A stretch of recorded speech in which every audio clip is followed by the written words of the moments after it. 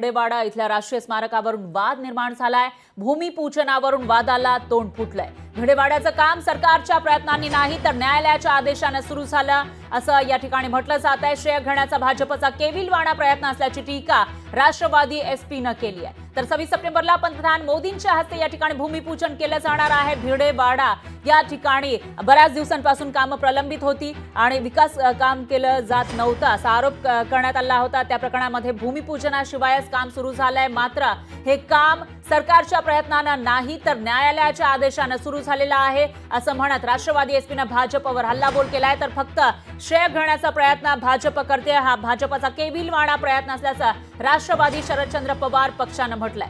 कारण 26 सप्टेंबरला पंतप्रधान मोदी जेव्हा पुण्यात येणार आहेत त्यावेळेला भिडेवाड्याच्या या कामाचं भूमिपूजन केलं जाणार आहे पंतप्रधान मोदींच्या हस्ते। त्यामुळे आता राष्ट्रवादी एसपीनं या ठिकाणी हल्लाबोल केल्याचं पाहायला मिळते। हे काम सरकारच्या प्रयत्नांनी नाही तर न्यायालयाच्या आदेशाने सुरू झाल्याचा दावा राष्ट्रवादी एसपीनं केला।